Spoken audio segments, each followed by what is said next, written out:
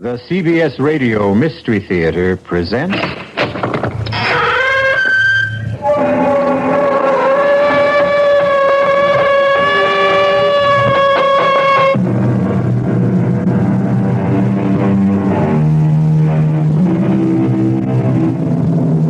Come in. Welcome. I'm E.G. Marshall. Welcome to the terrifying world of your imagination. My story explores the dark, uncharted area of the human brain. Despite medical research, scientists admit that there is much that is still unknown about the flesh and blood computer which guides our conscious and unconscious lives. Let us listen as Colonel Edmund Plant of the CMI warns Dr. Gentry what dangers exist when we attempt to control this complicated human mechanism. Let me explain, Doctor. Your patient, Kent Hatcher here, may be a time bomb. We have no idea what was done to him, but we do know from other cases what to expect. You mean brainwash? Perhaps.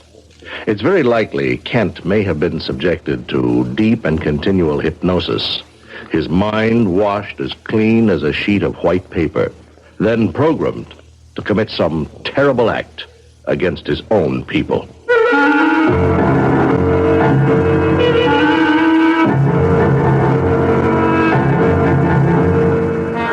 Our mystery drama, Prognosis Negative, was written especially for the Mystery Theater by Sidney Sloan and stars William Redfield and Bryna Rayburn. It is sponsored in part by the Kellogg Company, makers of Kellogg's Special K cereal. I'll be back shortly with Act 1.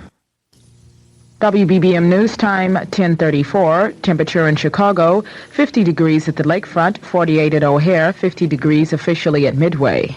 The humidity, 66%.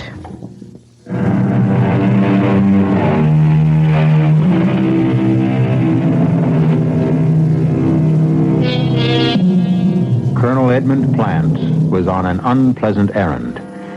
As he walked into the big, dirty gray building, the military hospital for the insane, known to the brass as the Pit, he could think of many places he'd rather be.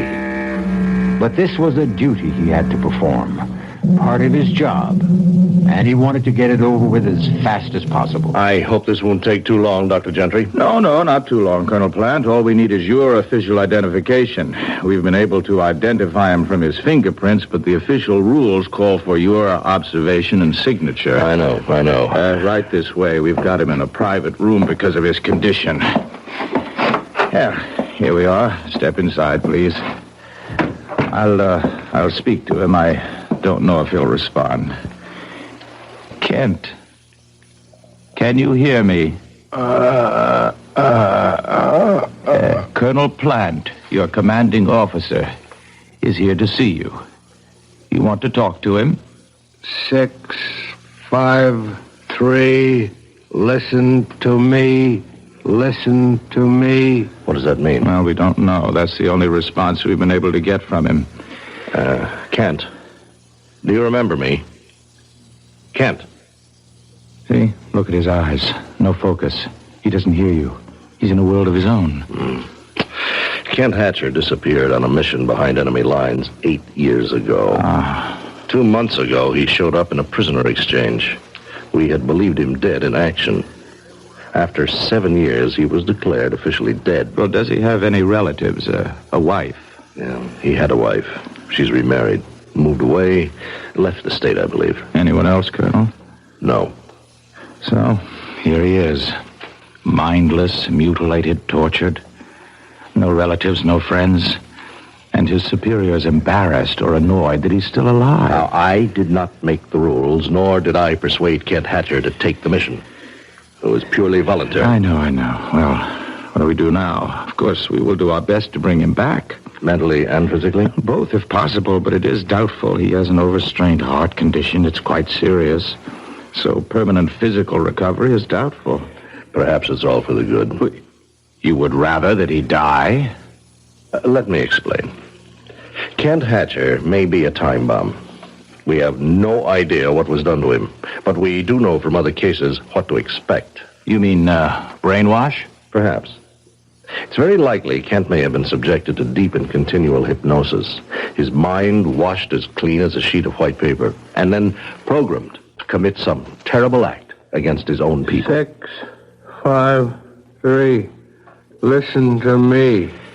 Listen to me. Doctor, I want this man kept under surveillance day and night. We cannot take any chances.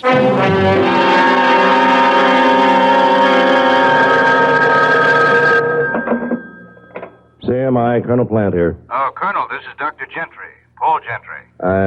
Yes? Remember we were talking just last week about the case of Kent Hatcher, one of your agents? Oh, yes, that. Well, yes. I'm afraid I'm going to puncture that theory of yours about Hatcher being something of a time bomb ready to blow up. I'm certain that he's not dangerous. On what do you base your findings? Well, he's been under intense treatment and has begun to respond very rapidly. He's mild and cooperative. He's almost childlike. I see. I've reduced the guard to 1 8-hour shift, midnight to 8 in the morning, and at all other times he is constantly in the hands of our nurses and therapists and other personnel. Well, you are something of a gambler, Doctor. What, gambler? Taking that kind of a risk. No. I don't think so.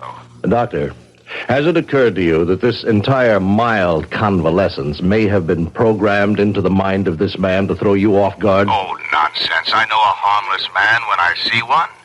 To leave him unguarded is taking chances with the lives of many people. Heaven only knows what has been fed into his receptive and willing mind.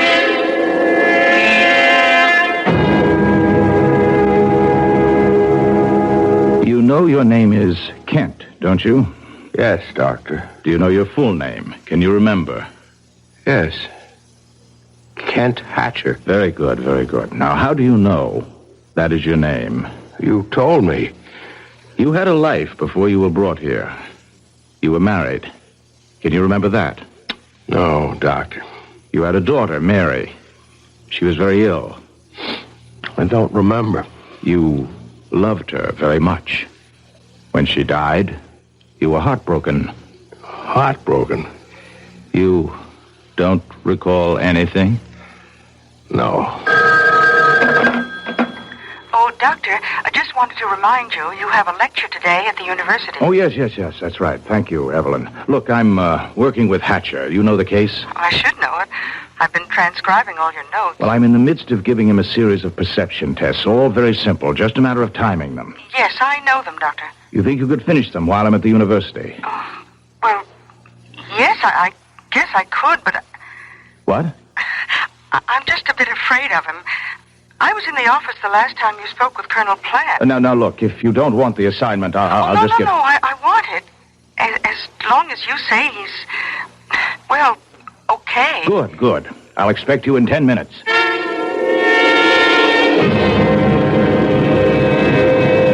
Excellent, Mr. Hatcher. Excellent. Well, I'll have a good report for Dr. Gentry. Now, suppose we put all the equipment, the puzzles and the cards, back into their proper boxes. Proper boxes. The boxes they came in. You understand, don't you? Understand. I think you understand more than you pretend. Are you pretending? No. Oh, don't get upset. I'm sorry if I hurt your feelings. 6, 5, 3. Listen to me. Listen to me. Please, 6, sit down. 5, we have more 3. to do, more games to play. Me. Please. Now. Stay back. Stay back. Now. Please, Now. don't hurt me. Now. Please. Now.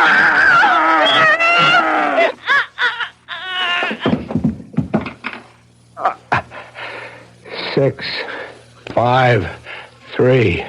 Listen to me. Listen to me.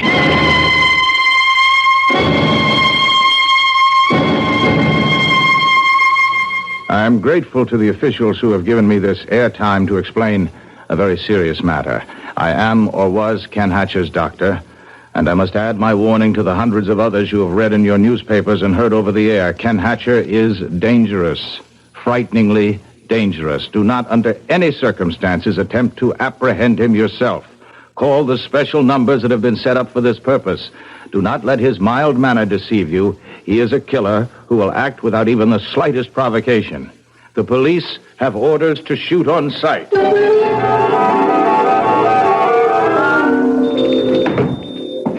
Morning, mister. What can I do for you? You want to buy a $200 coat for you 18? I want some clothes. Different clothes. Oh, well, I don't blame you. You're wearing old painter's overalls. And where did you pick up that raincoat? At the automat? Give me clothes. Sure, mister. Didn't mean to hurt your feelings or nothing. Look, I figure you about a 40 long, right on this rack over here. So, you just go ahead and help yourself, huh? You pick out what you want. I gotta go to the back of the store to, do a little alteration, okay? You just pick out what you want, and then call me, right? Okay. I'll see you in a minute. What was that number I seen in the paper? Where is it? Where is it? Here.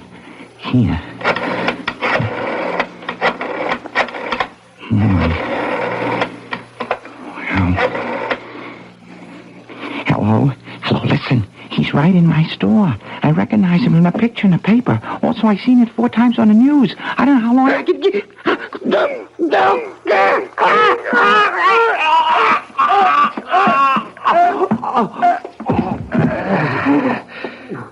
Six, 5, 3. Listen to me.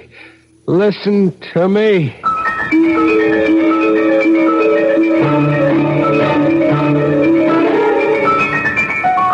Now, the way I see it, Archie, the old girl's prime for the taking right now, with the right approach. It's the booze talking, Freddie girl.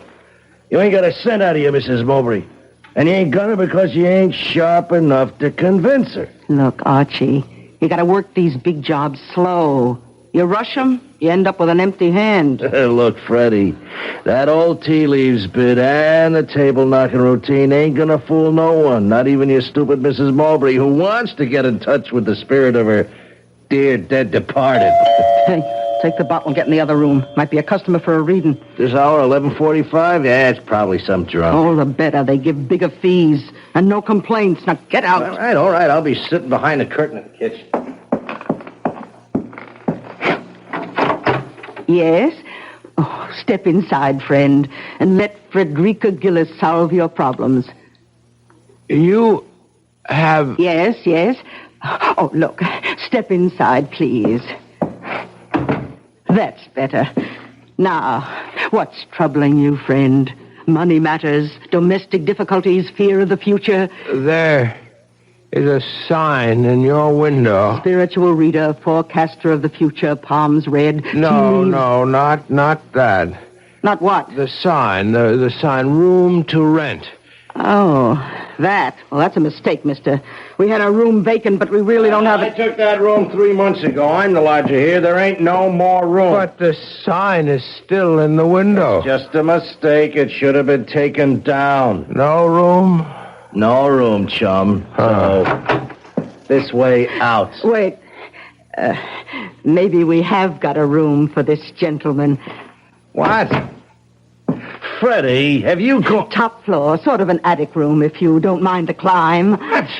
Wait a minute, you can't give him that room. Now, I've got all the photographic equipment in there. Well, you better clear it out, because I've just rented the room to this here nice gentleman. You want to take a look at it, sir? I'll take it. Without even looking at it? I think you better go up and then decide. I want to be fair about it. Right up them stairs, top floor, first door on the left. Well, I don't need to look. Now do as you're told. Go upstairs. Yes, I'll go. I'll do as you say. What is the crazy idea of that? Now, what do you want him around here for? For a very definite reason. I recognized him immediately. You did? Well, who is he? He's Kent Hatcher, the man the entire country is searching for. That one? And you let him in? Put down that phone, you fool. Put it down. Now, this guy, Hatcher, is going to be the one thing we need to pull off that caper with Mrs. Mowbray. This is the biggest piece of luck we've had. Frederica Gillis, in her own canny way, recognized more than just the features of the hunted man. She knew intuitively that he was susceptible to hypnosis and made up her mind to use this susceptibility to further her own nefarious plans. I'll be back shortly with Act Two.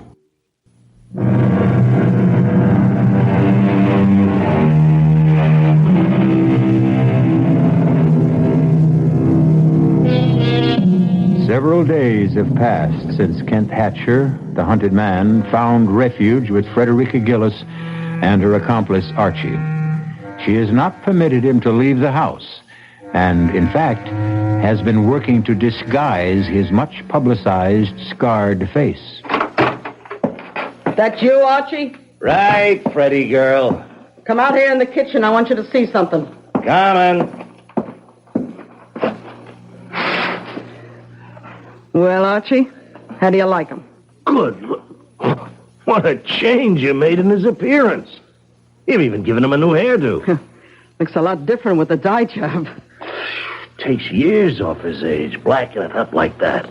Wait till his beard grows out. That'll cover most of the scars. It's terrific. Well, Kent, how do you like your new look? I like it. Thank you. Only his name is not Kent, Archie. That had to be changed.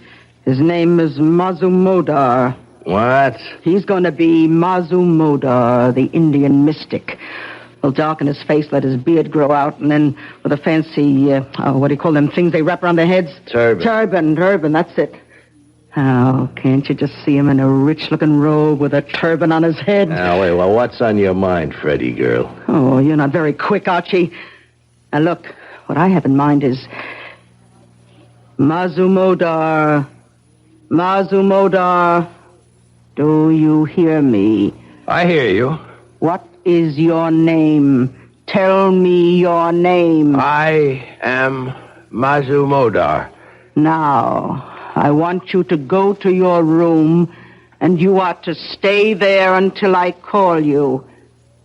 Repeat what I have told you. Go to my room and stay until you call me. Now, go. I go to my room and stay. That's amazing. It's amazing. He's behaving like a little lamb. Oh, I could sense right from the moment I laid eyes on him that he was an easy subject. Oh, we're going to give Mrs. Mowbray the greatest spirit show she's ever seen in her life. She'll hand us her money in a bushel basket.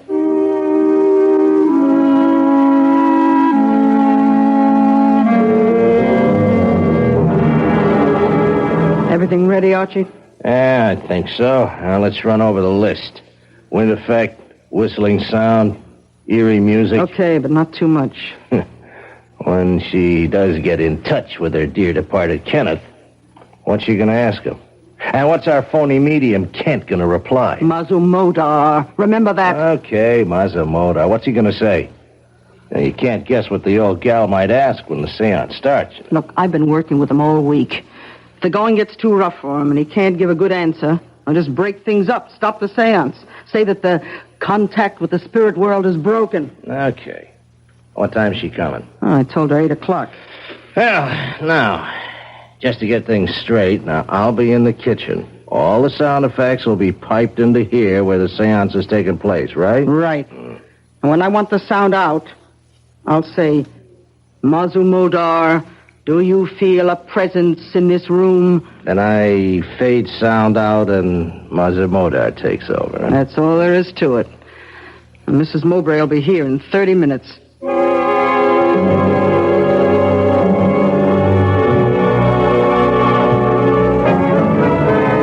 Mrs. Mowbray, this is the great Mazumodar. Oh, does he speak English? Oh, yes.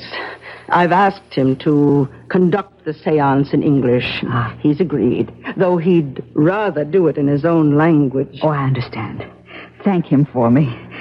If he is able to reach out into the great void and bring my son, my dear son Kenneth, back to me, even for an instant. Mazumodar will do his best. I told him of your great sorrow, and he was sympathetic.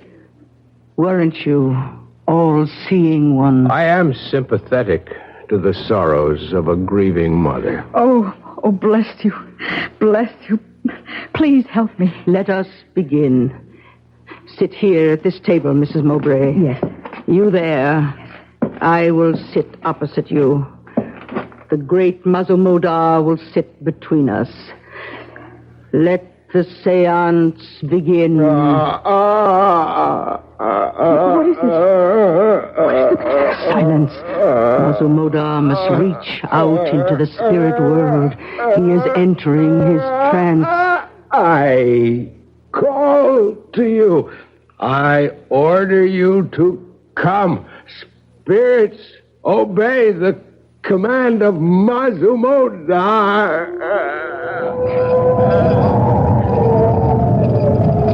Do you feel a presence, all-seeing one? There is one here who demands to speak.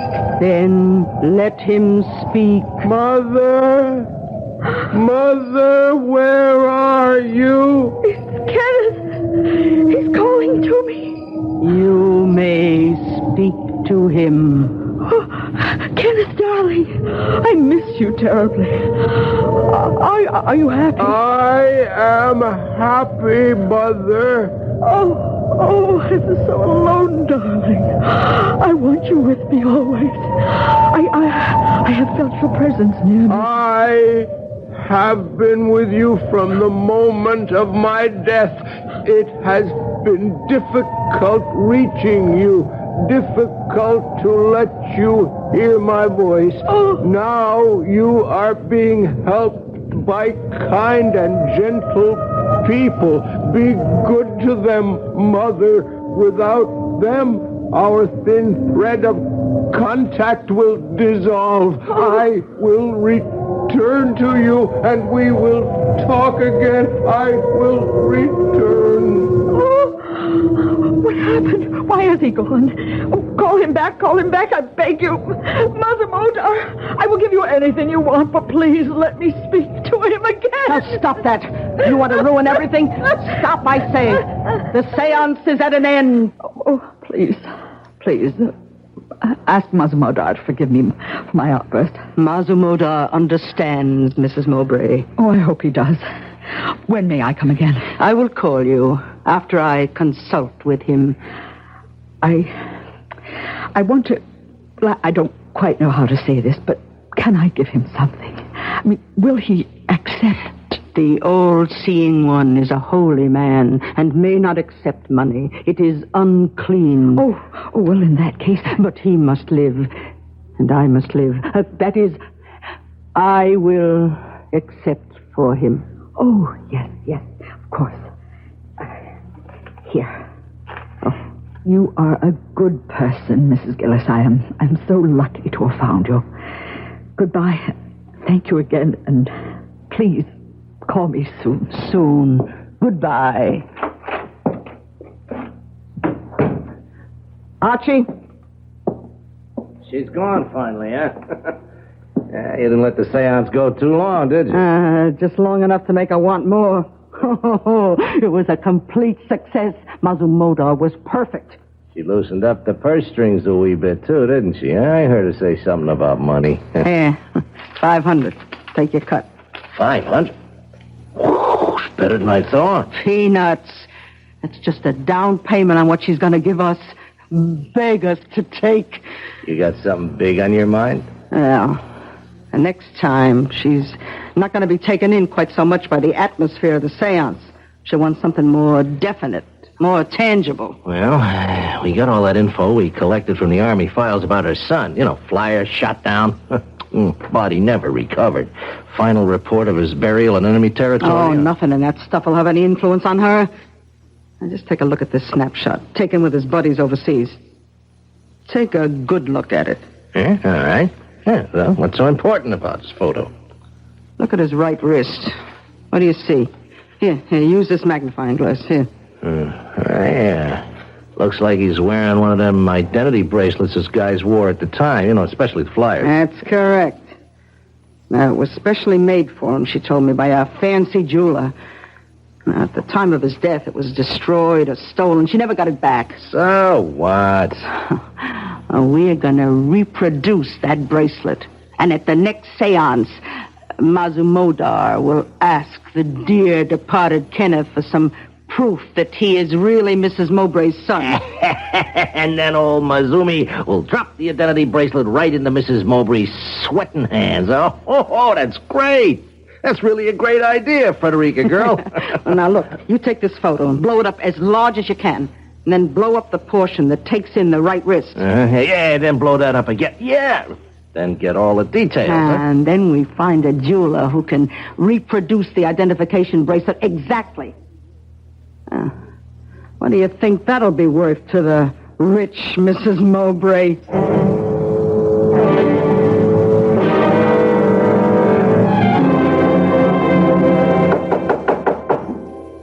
Come on, open up, Kent. Now, will you be a good guy? Good guy now. Open up the door, huh? Look, I gotta get in there, Kent. Now, I got all my photographic equipment in there. Well, thanks, old man. Hey, I'm sorry if I disturbed you. It won't take me a minute. No. No. Wait a minute, Kent, or Matsumoto, whatever your name. Now, listen. No. Now, stop. Now, don't look at me like that. Frederica! No. Frederica, help! 6. No. 5. No. 3. Stop. Listen to me. Now, stop. Frederica! To me. Help!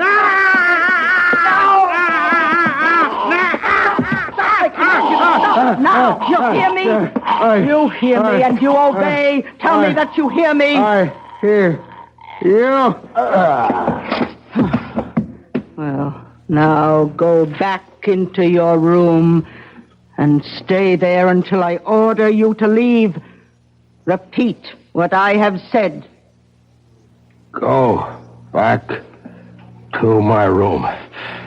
Stay there. Until I order you to leave. Until you order me to leave.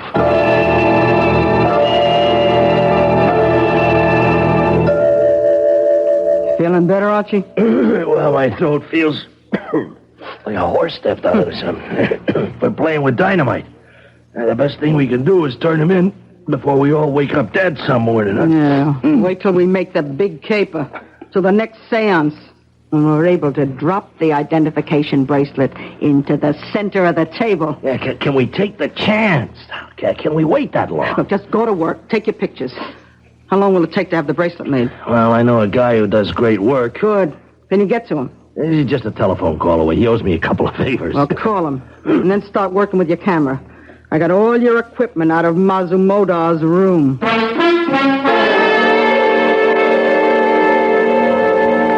Here. Feast your eyes on that. Oh, the bracelet. You got it. Told you the jeweler was a friend, huh? Did it in 2 days. Now, ain't it beautiful? Let me see the photo. The blow-up you made. Here. Spitting image. Oh, perfect. Looks like the original. Yeah. Look how he made it look as though it had been in a fire, huh? Mowbray went down in flames, you know. Yeah. Oh, good touch. Makes it look authentic.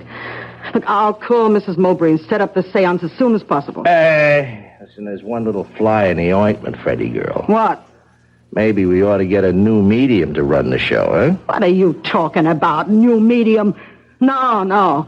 We've got to use Mazumodar. We've established him. Well, you got to unestablish him. He's gone. Gone? When? How? We'll just have to find him. Come on. He didn't have much money, so he couldn't have gone far. Well, wouldn't it be better to report the whole thing to the police? And throw away enough money to keep us in the good things for the rest of our life? Are you crazy? But now... No buts. Mazumodar is the key that will unlock Mrs. Mowbray's bank account. And we're not going to let that slip out of our hands.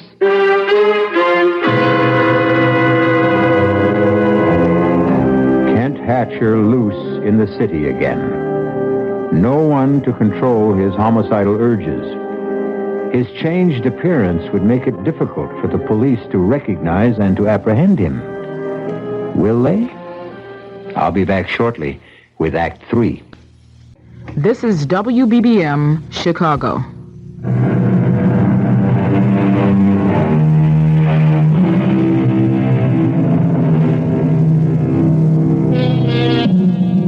days have gone by since Kent Hatcher broke through the bonds of hypnotic suggestion and fled from the house of Frederica Gillis.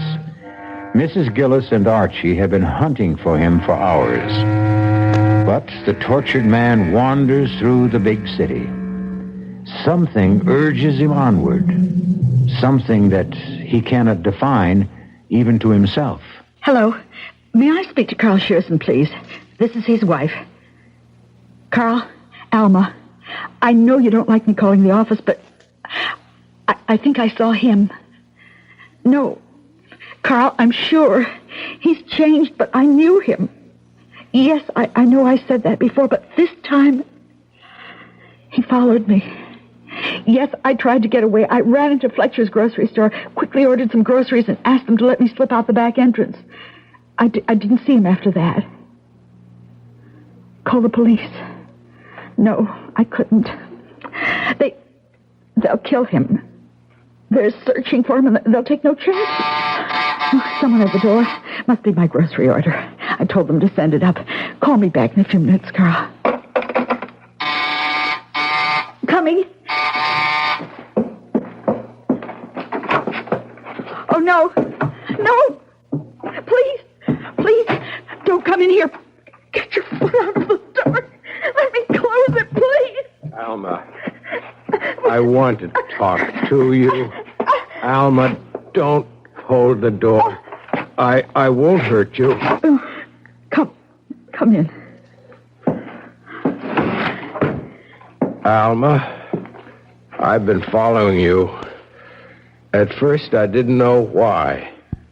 And then the name Alma kept repeating in my head. Then I knew who Alma was. Do you know who I am? Yes. I know you, Kent. They told me you were dead. I was alone all those years.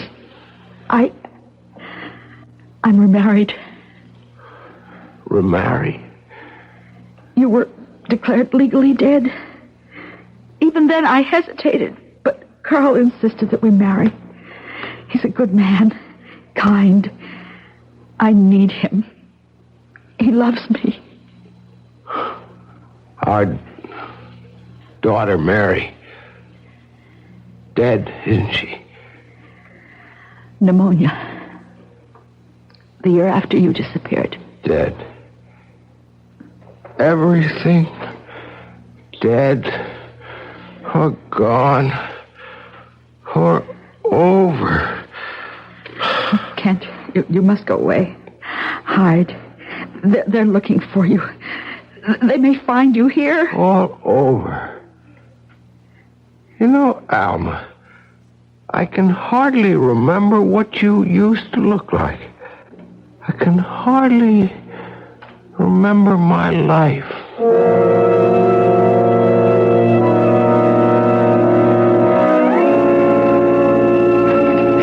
There's nothing here in the papers, nothing on the radio or TV. All it says is, fugitive killer still at large. Seems he ran into his ex-missus and her new husband reported it to the police. Well, that means he's still in town. Yeah, worse luck. I wish he'd take off with the great open spaces. I hope we never see him again. What are you talking about, Archie? We need him. I'm hoping he'll come back here. Here? Yeah, where else can he go? He hasn't a cent. He knows he's safe here. Question is, Freddie, are we? I can control him, and we need him. I've stalled Mrs. Mowbray twice. I can't keep doing it without her losing interest. If he walked in that door today, we could schedule the seance for tonight, and it...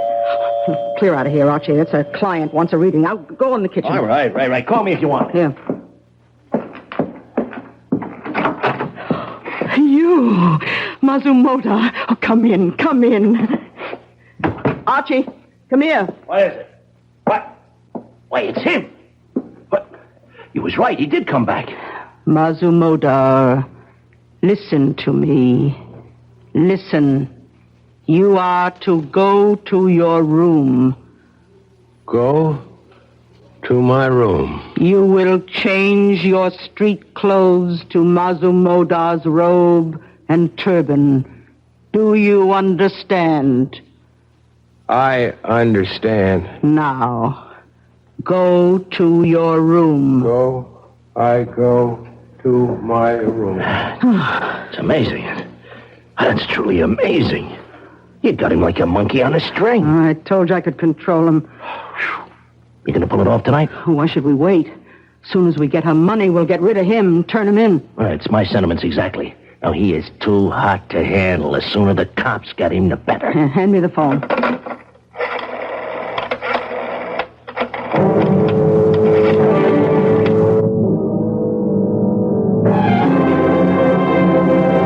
Mrs. Mowbray, right on time. Come in. Thank you for calling me. I began to think that all contact with my son Kenneth was broken. I thought perhaps I had disturbed Mazumodar by my outburst. Oh, no, nothing like that. But I must tell you, his efforts on your behalf have taken their toll of his strength.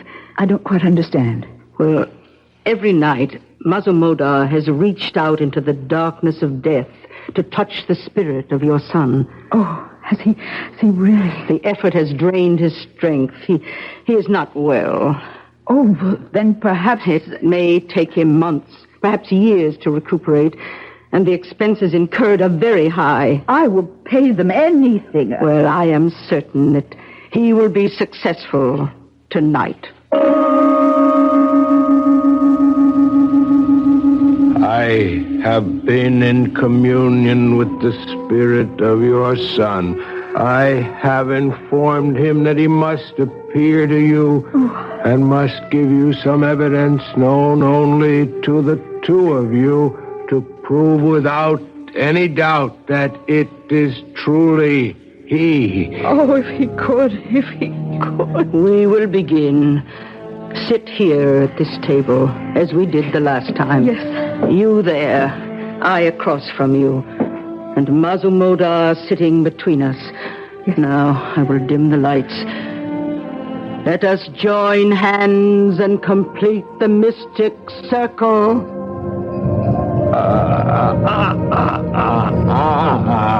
Oh, Mazumodar, do you feel a presence? I feel there is one here who has traveled a long way. Do you know him by name? This is not simple.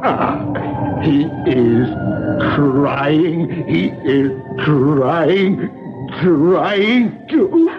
Mazumodar, are you all right? Can you continue? I can continue. I must. The spirit is here in our midst. He wants to speak. Let him speak. Mother, I call out to you across the long reaches of infinity.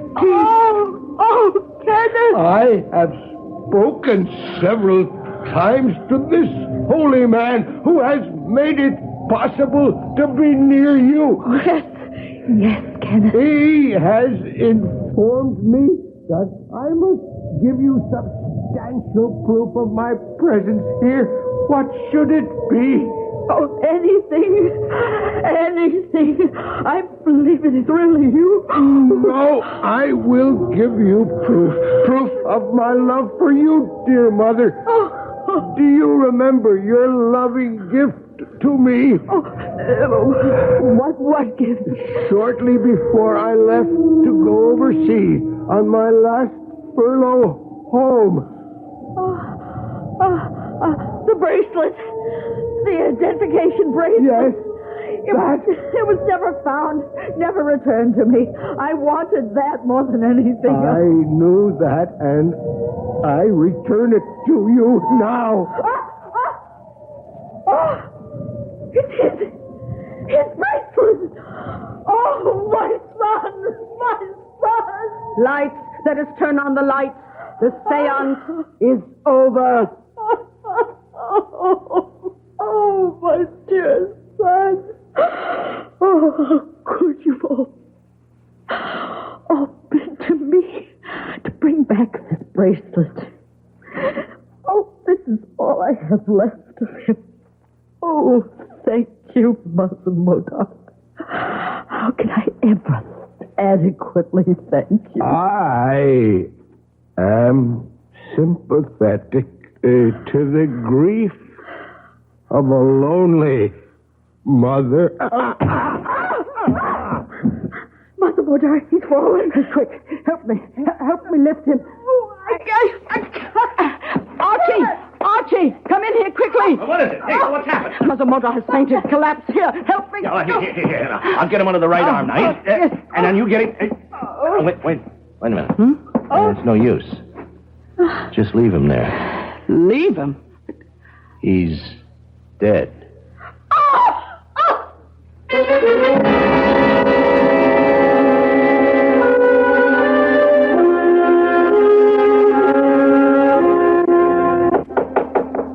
Come in. Oh, yes, Colonel Plant. I've been expecting you. Yes. Official identification of the body, I know. Well, I don't make the rules. I realize that, Doctor. Let's get on with it. I have another appointment. Very well. If you'll come this way. After you, Colonel. We, keep the bodies here prior to identification. Of course. Right this way, please. And here we are, number 31416. Do you identify this man, Colonel Plant? I do. His name was Kent Hatcher. His serial number... No, that won't be necessary, Colonel. It's all here on this form. May I have your signature, please? Yes, of course. There you are. Thank you. Is that all? No, that's all that's required officially, Colonel. But do you mind if I ask you a question? Yes, go ahead. That business with the identification bracelet? Oh, it was a fake, a reproduction. Mrs. Gillis' accomplice, Archie, had it made from a photograph. We got all that in their confessions. They had made it look as though the dead son, Kenneth, had sent the bracelet to his mother from the great beyond? Mm-hmm. Yes, it's a common trick played by people of this type to bilk naive women. However, there was one aspect of the matter that has not been satisfactorily explained. You mean about the inscription on the inside of the identification band? To my son, forever and ever, Mother. Doctor, there was no way they could have known what that was, or whether there was even an inscription. In some mysterious way, that engraving appeared on the inner face of the silver bracelet. How? We shall never know.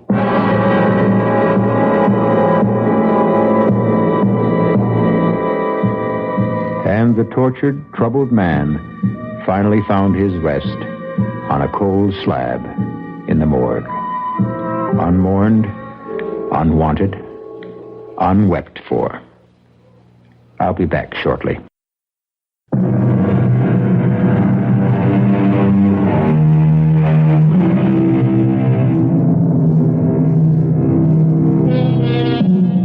So we've had a look at the terrifying results of tampering with the human brain. All the experts agreed pretty much on the methods that had been used, but not one had an answer for Kent Hatcher's mysterious extrasensory knowledge of the inscription on the inside of the bracelet. That he took to his grave. Our cast included William Redfield, Bryna Rayburn, Mason Adams, Earl Hammond, and Martha Greenhouse. The entire production was under the direction of Hyman Brown. And now, a preview of our next tale. You see this writing? Yes? It is the runic alphabet. It represents an ancient death curse. And those figures on it? The date of your death. Oh, that's ridiculous. It has earned the reputation of being one of the most powerful of all the ancient spells. The drawback, of course, was the absolute necessity of having the man or woman casting the runes to pass the curse on directly and have it accepted. Oh, no, I won't believe that. This is the 20th century, Professor. Careful. Lose this paper and you lose your only chance.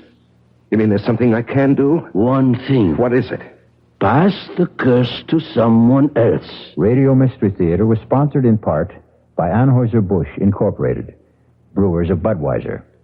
This is E.G. Marshall inviting you to return to our Mystery Theater for another adventure in the macabre. Until next time, pleasant dreams.